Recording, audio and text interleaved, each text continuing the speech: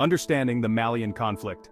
The sun-drenched sands of Mali, once a crossroads of ancient empires and vibrant cultures, today bear witness to a conflict that has shaken the nation. Welcome to Cryptic Mystic Vault, where we explore the enigmatic tales and unsolved puzzles of history. For over a decade, Mali has been embroiled in a complex war, claiming thousands of lives, a tangled web of grievances, ideologies, and external interests.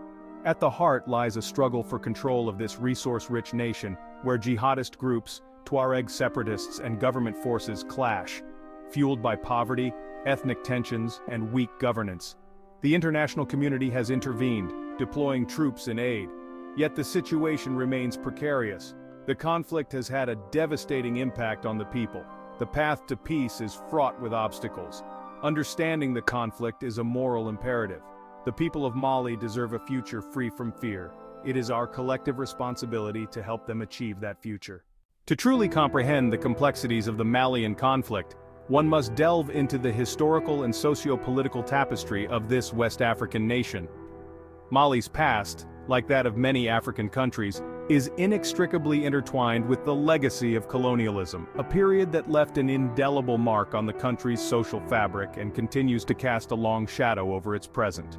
French colonial rule, which lasted for over half a century, sowed the seeds of division and discontent that would later blossom into open conflict. The French adopted a divide-and-rule policy, exploiting existing ethnic and regional differences to maintain control.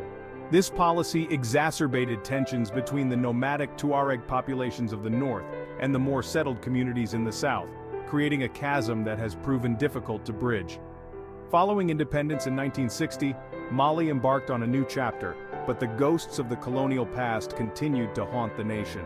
The post-independence era was marked by political instability, economic disparities, and a failure to address the deeply rooted grievances of marginalized communities, particularly the Tuareg.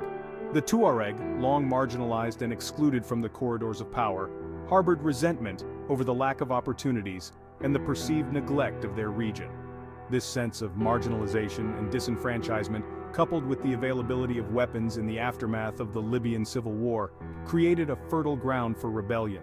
In 2012, the Tuareg, led by the National Movement for the Liberation of Azawad, MNLA, launched an armed uprising, seeking greater autonomy for the north.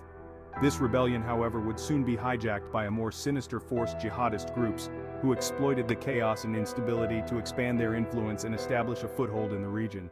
The year 2012 marked a turning point in Mali's history, a year that saw the country plunge into a spiral of violence and instability from which it is yet to recover.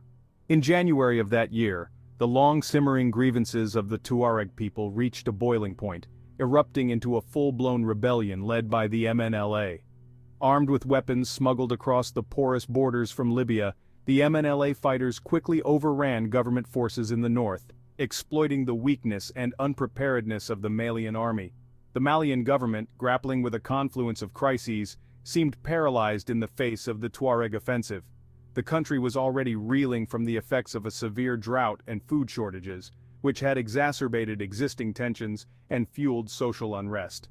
The government's authority, already tenuous in the vast and sparsely populated north, crumbled rapidly. As the MNLA made significant territorial gains, capturing key towns and cities in the north, a sense of panic gripped the capital, Bamako. Amidst the chaos and confusion, a group of disgruntled soldiers, led by Captain Amadou Sanogo, seized power in a military coup, deposing the democratically elected government of President Amadou Toumani Touré. The coup, ostensibly launched to address the government's perceived incompetence in handling the Tuareg rebellion, only served to further destabilize the country and create a dangerous power vacuum. The international community condemned the coup and imposed sanctions, demanding a return to constitutional order. The Economic Community of West African States, ECOWAS, threatened military intervention, forcing the junta to relinquish power to a civilian transitional government. However, the damage had been done. The coup had plunged Mali into deeper chaos, weakening the already fragile state and emboldening the various armed groups operating in the north. The power vacuum created by the 2012 Tuareg rebellion and the subsequent military coup provided a golden opportunity for jihadist groups operating in the Sahel region. These groups, with links to Al-Qaeda and later ISIS, had long viewed Mali's vast and ungoverned north as a potential safe haven. a base from which to launch attacks and spread their ideology. The MNLA's initial successes in pushing back government forces had inadvertently paved the way for these extremist groups to establish a presence in the region. Among the first to exploit the chaos were Al-Qaeda in the Islamic Maghreb, AQIM, a group known for its kidnappings of Westerners for ransom, and Ansar Dine, a Tuareg-led group espousing a strict interpretation of Islam. These groups quickly overshadowed the MNLA, capitalizing on the widespread disillusionment with the separatist movement and exploiting the deep-seated grievances of local populations. As the jihadists tightened their grip on the north, they imposed their draconian interpretation of Islamic law, carrying out public executions, amputations, and the destruction of ancient cultural sites. The historic city of Timbuktu, a UNESCO World Heritage Site renowned for its ancient manuscripts and mosques, fell under their control, its inhabitants subjected to a reign of terror. The Malian government, weakened by the coup and facing a more potent and ideologically driven enemy, seemed powerless to stop the jihadist advance.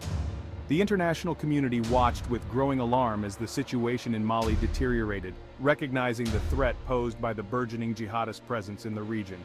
The stage was set for a prolonged and bloody conflict, one that would draw in regional and international actors, and have far-reaching consequences for the Sahel and beyond. Don't forget to like, comment, and subscribe for more mind-blowing discoveries and thrilling adventures into the past.